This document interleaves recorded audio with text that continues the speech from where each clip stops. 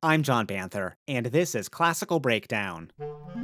From WETA Classical in Washington, we're your guide to classical music.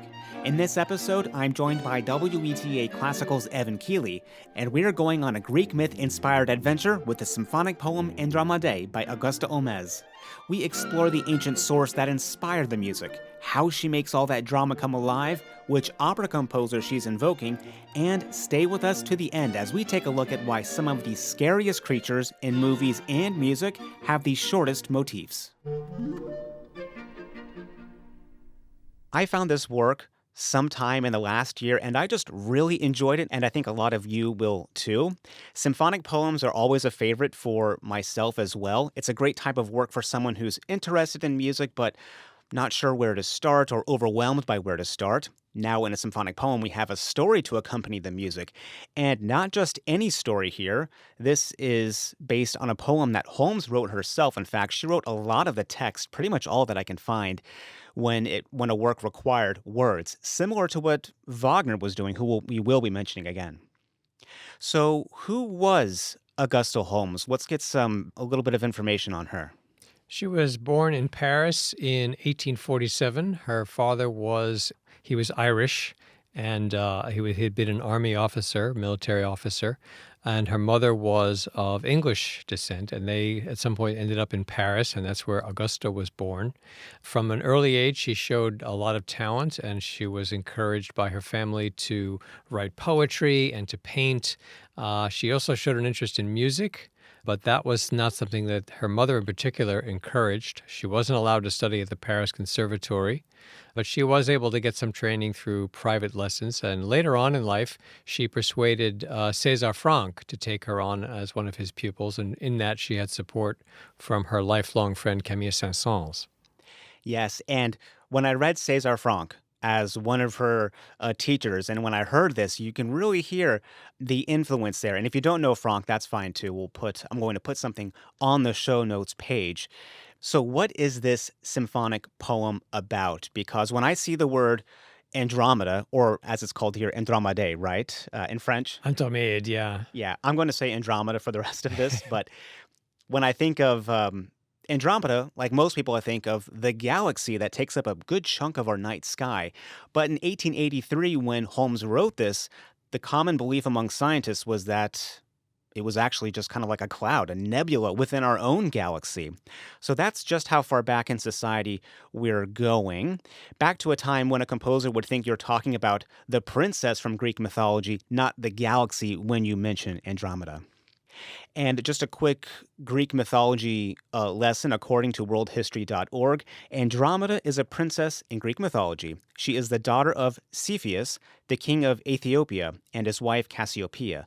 The most famous myth associated with Andromeda is the story of her rescue by the Greek hero Perseus, who saved her from being sacrificed to a sea monster.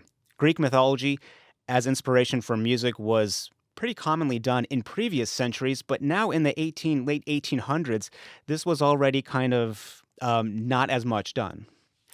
And just before we jump into the music, let's look at the poem for a second that Augusta Holmès wrote. It's 11 stanzas, 4 lines each. The rhyming is A, B, B, A. And we also have, well, we found it in French, but Evan very brilliantly translated it. There's a very nice translation that you can find on the show notes page after the episode. We're going to read it too here. And it's also in Alexandrine, like a type of pentameter or meter. Yeah, the Alexandrine, just to briefly say, has a pride of place in French verse, French writing for centuries, which is, I think, analogous to iambic pentameter in English writing. It's this hallowed style. You think about Molière or the Corneille, these great French writers of the past. They were all writing in Alexandrine verse. Even Edmond Rostand, who was writing around the same time, the end of the 19th century, wrote in this style, which by the end of the 19th century is kind of old-fashioned. sound. It's like if we wrote a poem today that had these and thous in it, you'd be deliberately evoking an older style. And I think that this poem, then she's evoking this French history. She very much identifies as a French woman. We see this in her letters and so forth. And even her name, I mean, we're calling her Augusta Holmes. That's how her father probably pronounced it. But she identified as Augusta Holmès. So you might hear her name spoken both ways. That's how I usually say it. And this Alexandrine verse, this poem that she wrote, which is about the story of Andromeda being rescued from the sea monster by Perseus, is in this old-fashioned style that evokes this glorious tradition of French literature from centuries past. And the last two stanzas might have a kind of meaning or a moral like we might have found in the past as well. So stay with us to the end for that.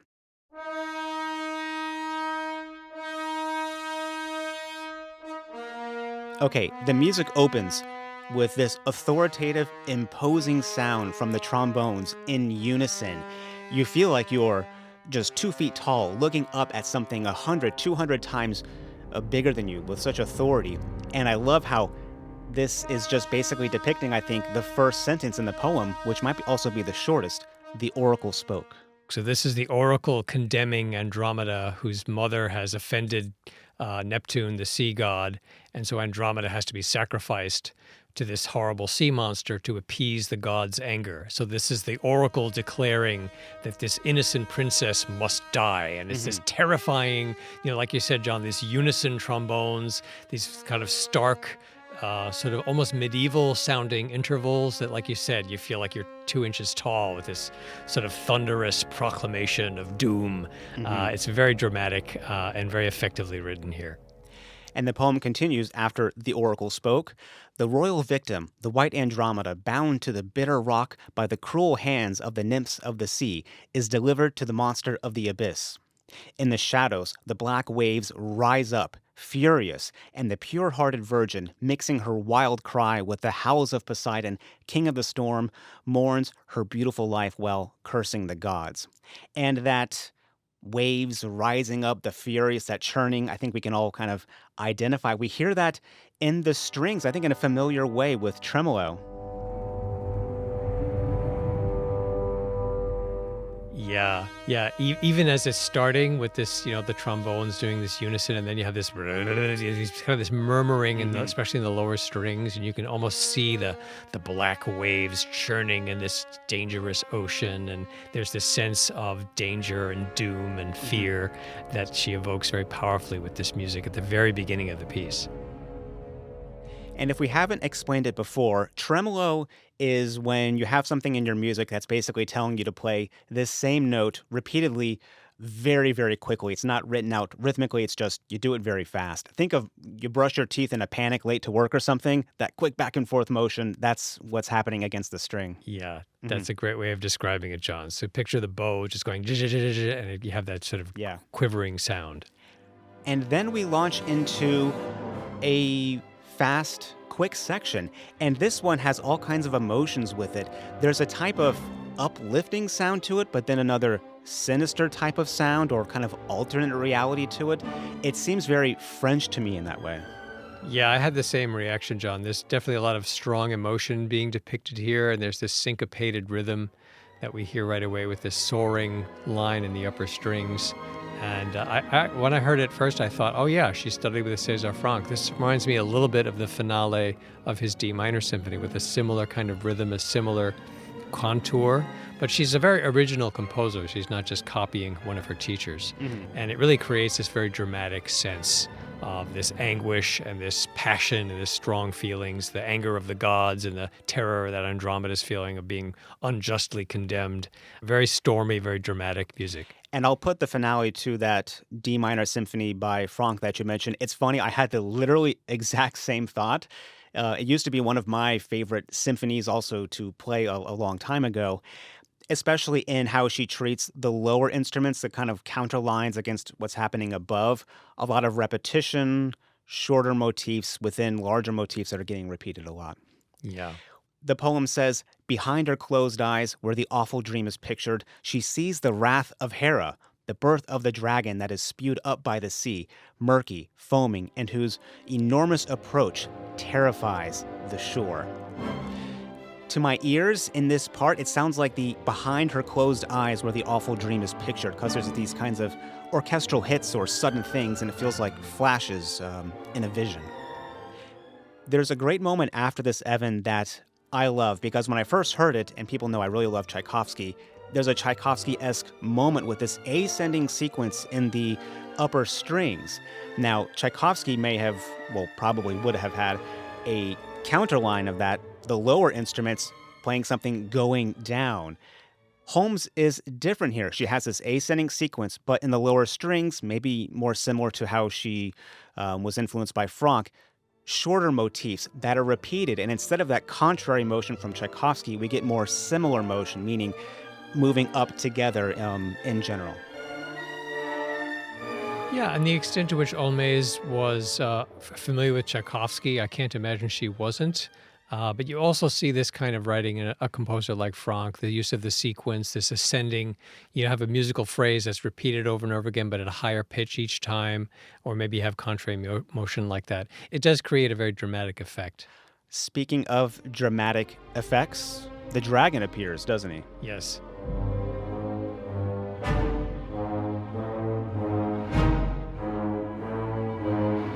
Now, this is interesting. Well, one, we have intervals here. We have minor seconds and tritones, right, that they're playing? Yes. And this is in direct opposition to that oracle sound from the trombones that we heard in unison with this authoritative sound. These are minor seconds, tritones, also known as the devil's interval in many centuries of music and very kind of evil. I love how she pairs these two opposite things. Yeah, it really creates this sort of sense of imbalance. And like you said, John, it's a really wonderful contrast with the sort of medieval sounding stark intervals with the trombones sounding the oracle's proclamation. And here we have a very different melodic set of contours that evoke this very threatening kind of mood. A question I had listening to this is, why are threatening sea monster motifs so short? I mean, I just terrified an entire generation of people, I think. Including me. Yeah.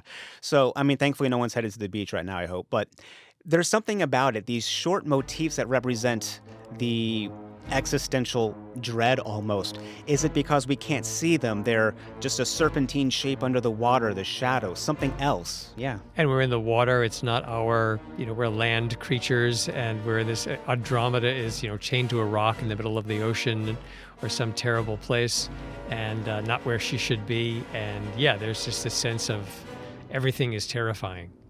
I think a big part of it is it needs to be immediately existential dread. And you get that with these minor seconds, the tritones, in such a short motif. When it comes back, you're immediately put into that maybe terrified frame of mind. Maybe like Andromeda is. She's chained to these rocks, and we get to the point where it's supposed to be her lament. It sounds, again, we have unison instruments, first violins in unison. I'm struggling to think of other moments in works that are kind of like this. Yeah, and it's a very stark contrast to everything that has come before in this piece. All of a sudden you have this sort of this jagged chromaticism with these violins playing in unison, this very sort of mournful, off-balance kind of thing. Occasionally the lower strings come in. We talked about the tremolo earlier. There's this little trembling sound as a kind of an accompaniment. But mostly it's just the unison voice of the first violins playing together. And it's like a group cadenza. You think about Beethoven's Ninth Symphony. The finale has this crashing beginning, and then the cellos come in. Yum dee ya da da da dum. It's this recitative. How do they even play it together? It's very difficult. Yes. They really have to follow the section leader very closely, and/or have a really good conductor. So it's challenging to play it in unison, to play it in tune, to play it together, and in a really good performance, you really have that effect of this kind of unity of expressing, in this case, of this powerful lament.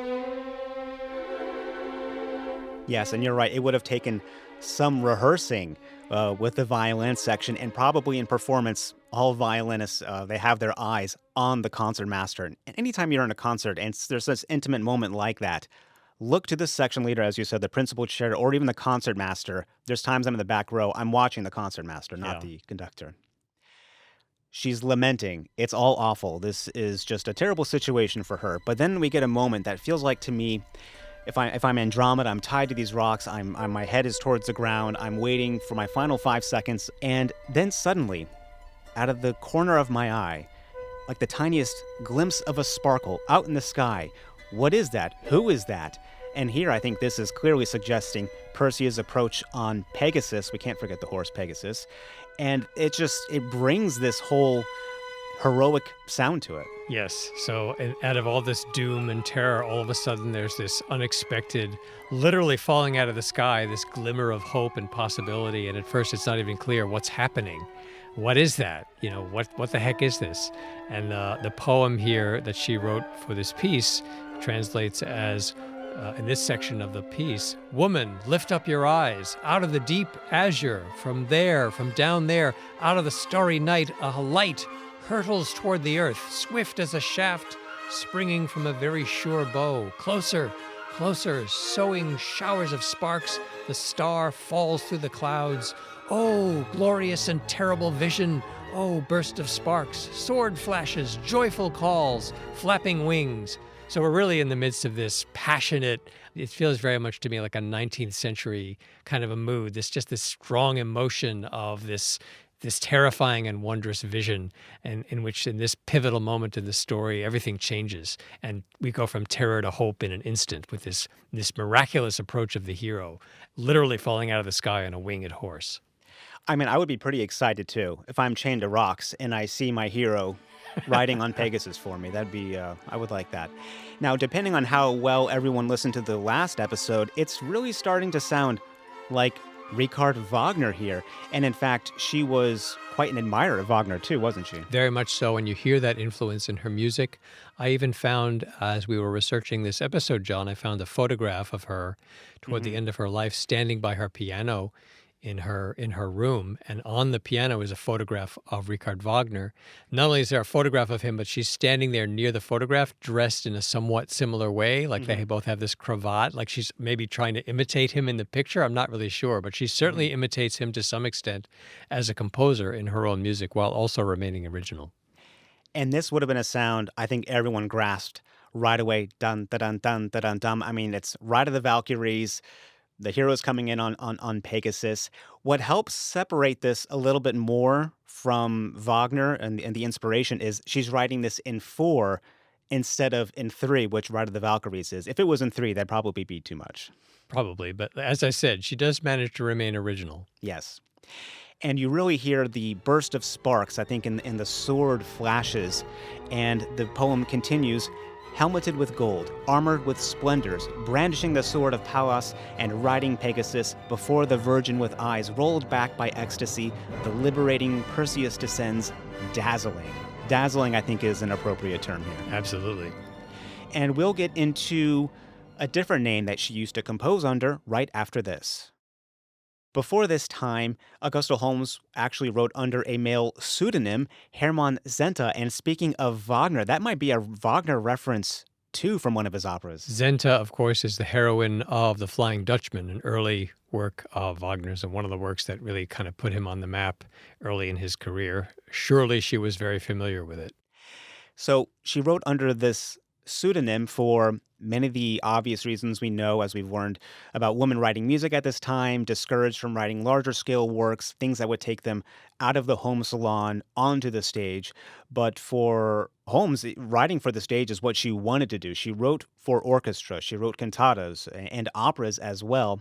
Her father died in 1869, and I guess with the wealth that she then inherited, she had the ability to not have to use a pseudonym. Right. When her father died, he left her considerably wealthy. And at that point, she was able to, it gave her the independence to defy convention a bit more and to step out of that. She certainly continued to write piano miniatures and songs as women were expected to in her time. But as you said, she's moving more and more into these large orchestral, choral, operatic types of works with a lot more confidence and even publishing them under her name. And as I said, Augusta Holmès is how she's now thinking of herself and referring to herself.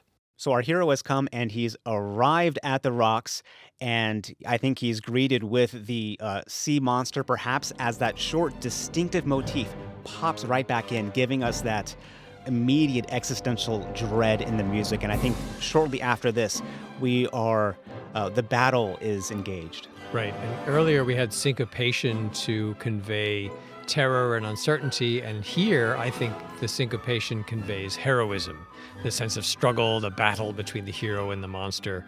And it's really over the top. It's very exaggerated. The poem also conveys that, I think. And this allegro theme repeats, and this time without the sea monster theme, perhaps indicating the hero's victory. And the poem says, "And the monster, overcome by a hideous delirium, pounces upon the calm hero and his divine steed.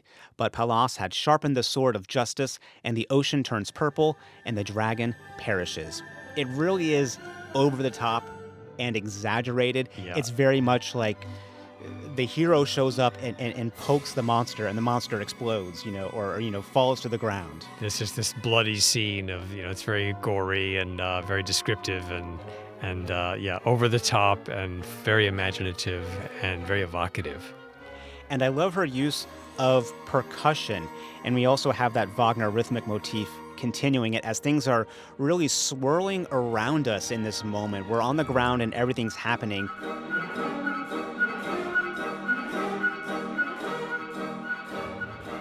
And I think we need this moment of chaos to have the moment we have next, which is like we are whisked away by our hero on Pegasus, flying into the heavens. And there's this hymn-like quality to the writing here. It's like organ music where you press a button on the manual and you have these octaves.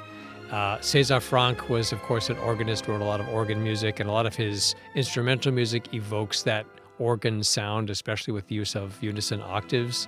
Holmès uses that very effectively here, and the tune itself has this almost religious quality. And this is to evoke the hero. Perseus is carrying Andromeda to safety, to the heavenly realm where the gods dwell. The poem says here, "And the hero seizes the virgin, and on the wings of Pegasus carries her to the distant fields of heaven, where flowers of light and flames of honey crown the lovers with eternal light." Wow, I mean, this is just this really powerful image of literally being whisked away to heaven. Those are some of my favorite lines from the poem. Flowers of light, flames of honey, lovers with eternal light. It's beautiful. She's very imaginative both as a writer and as a composer. And with this, she brings in some of the most beautiful colors here. In fact, this is, I think, my favorite part of the piece because it is just so evocative. In fact, it feels Hollywood-esque in a kind of Eric Korngold way, if you know that composer, what he was doing like a half century later. I feel like we're hearing right here. There's a very cinematic quality to what we're hearing before cinema really existed. Yeah.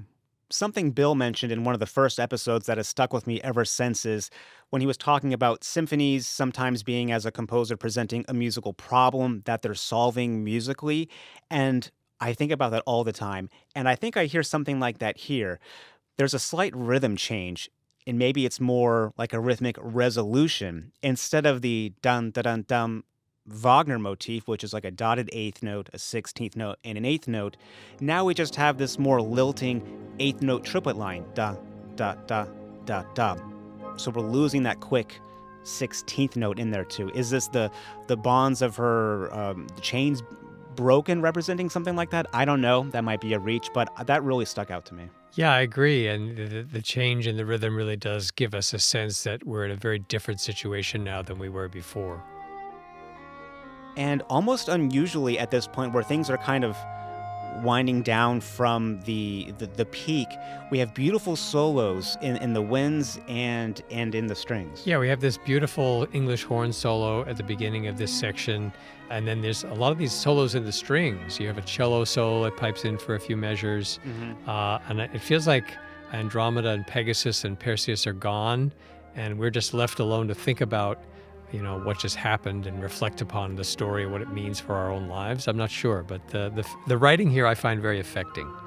It feels like this is now more for us Yeah. at this point in time. It sounds a bit philosophical, And before we get to the ending, let's go to the final two stanzas that we teased a little bit at the beginning. They read, "Human soul, snatched from the heavens for which you grieved, from your tortured, captive humanity, believe in freedom, you will be set free. Believe in life, and you will live according to your standard.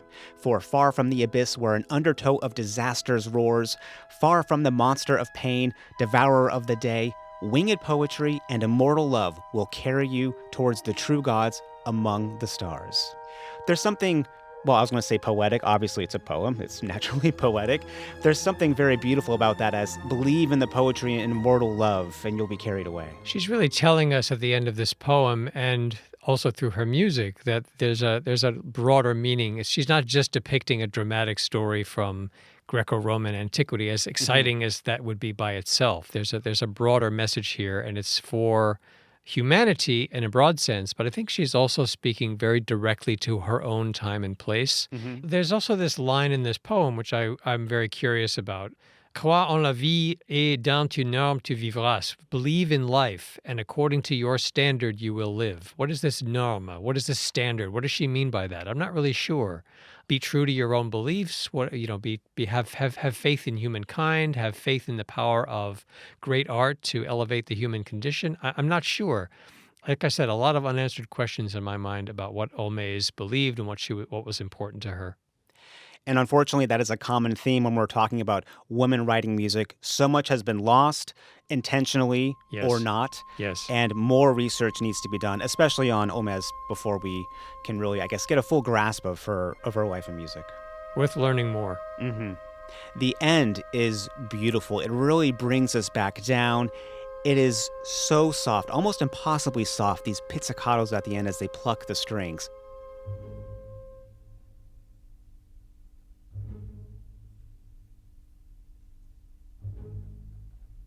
Quite a juxtaposition to the opening of this symphonic poem, with the loudest section in the orchestra, the trombone section. The more I listen to this, the more I like this ending. I like how it really comes down to almost nothing. It really, she takes all that drama and passion and storminess, and then she brings it to this very serene conclusion in a way that's very effectively written.